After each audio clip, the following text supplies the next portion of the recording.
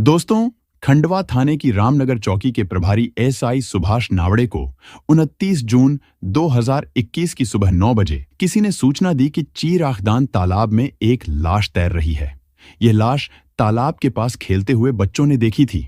सूचना मिलने के बाद चौकी इंचार्ज सुभाष नावड़े ने सूचना टीआई बीएल मंडलोई को दे दी और वह टीम के साथ उस तालाब के पास पहुंच गए जहां लाश पड़ी होने की खबर मिली थी।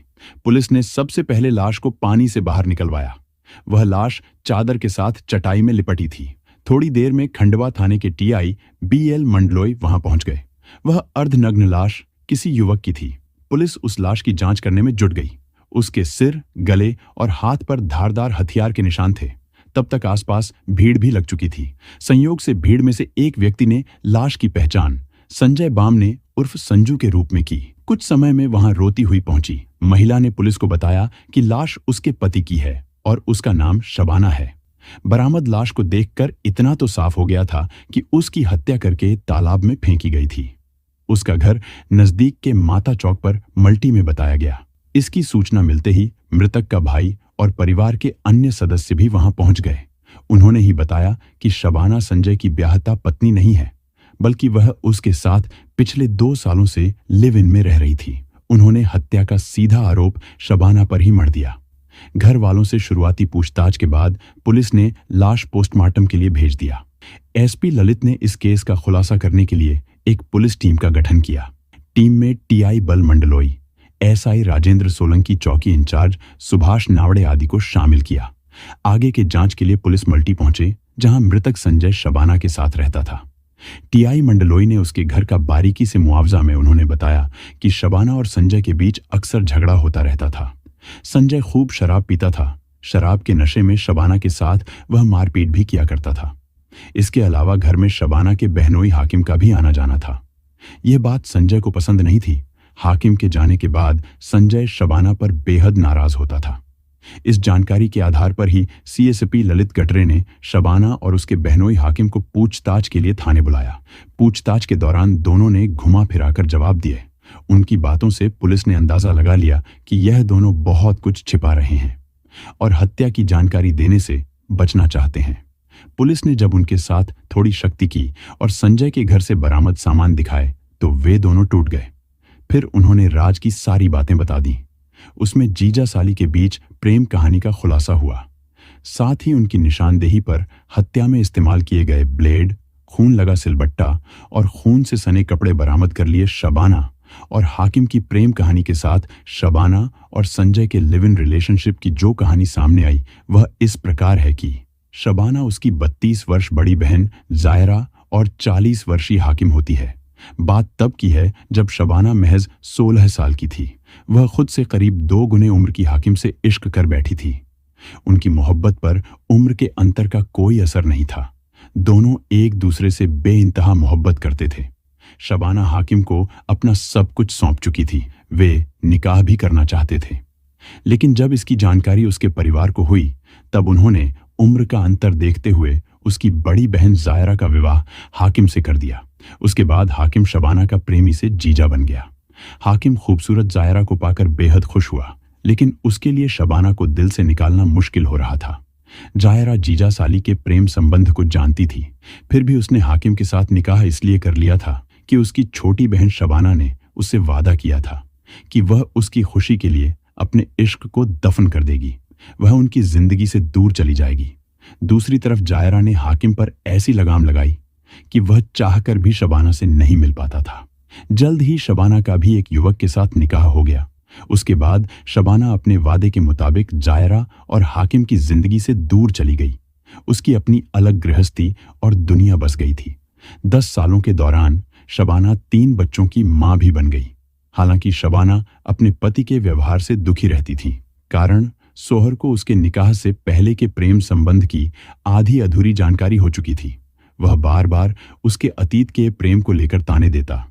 जब भी किसी घरेलू मामले पर विवाद होता तब बहस के दौरान कई बार उसने गुस्से में कह दिया था कि वह अपने प्रेमी हाकिम के पास ही चली जाए।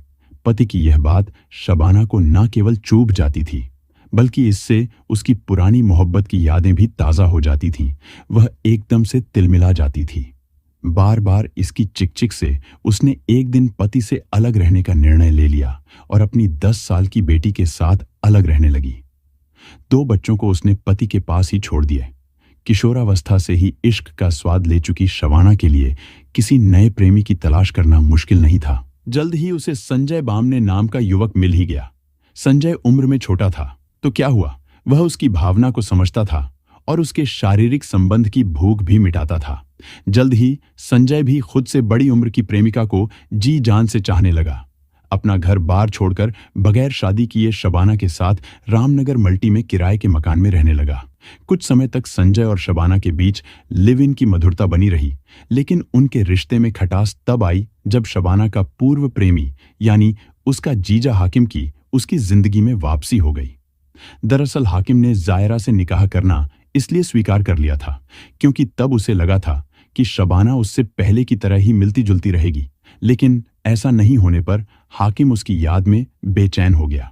जब उसे शबाना के अकेले रहने के बारे में मालूम हुआ तब उसने उससे मिलने की योजना बना ली। हालांकि शबाना और हाकिम के मिलने की राह में जायरा रोड़ा बनी हुई थी। बावजूद इसके लंबे समय बाद जब हाकिम अपनी साली और पुरानी प्रेमिका शबाना से मिलने उसके पास गया तब उसने उसे बाहों में भर लिया।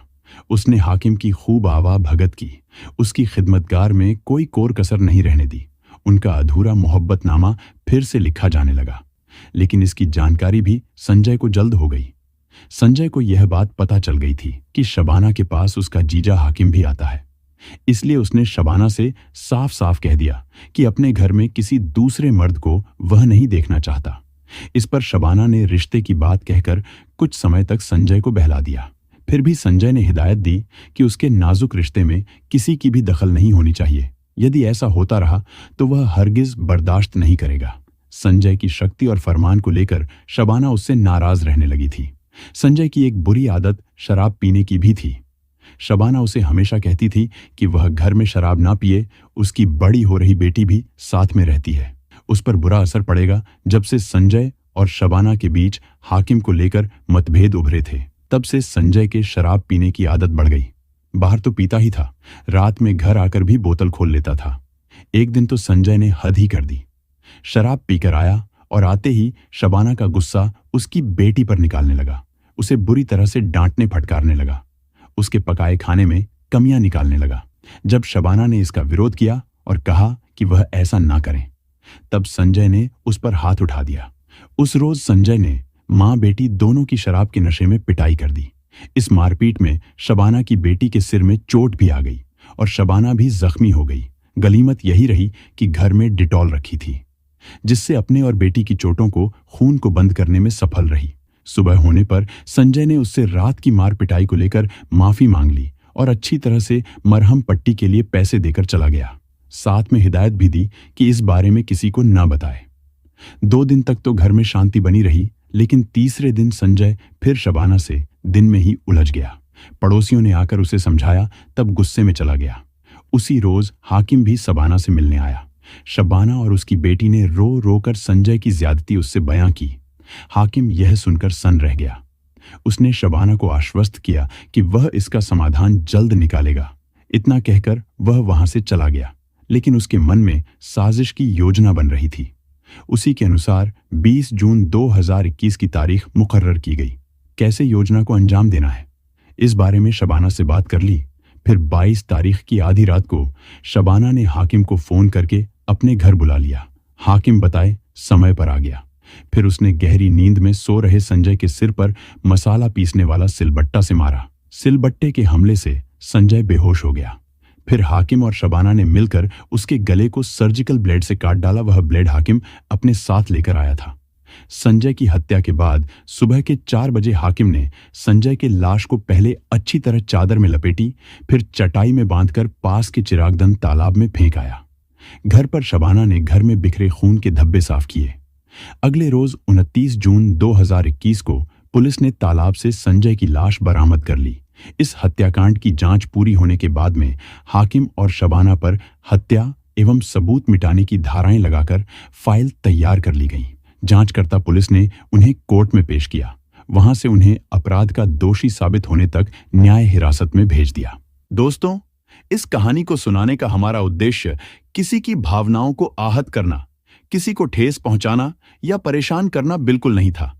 हमारा उद्देश्य केवल आपको जागरूक करना, सचेत करना और सतर्क रहने के लिए प्रेरित करना है। दोस्तों, इस पूरी घटना के बारे में आपकी क्या राय है? कमेंट बॉक्स में जरूर बताएं। और अगर हमारी मेहनत पसंद आई हो तो इस वीडियो को लाइक करते हुए शेयर भी करें। अगर आपने अब तक चैनल को सब्सक्राइब नहीं किया है तो हमारे चैनल को सब्सक्राइब कर लीजिए।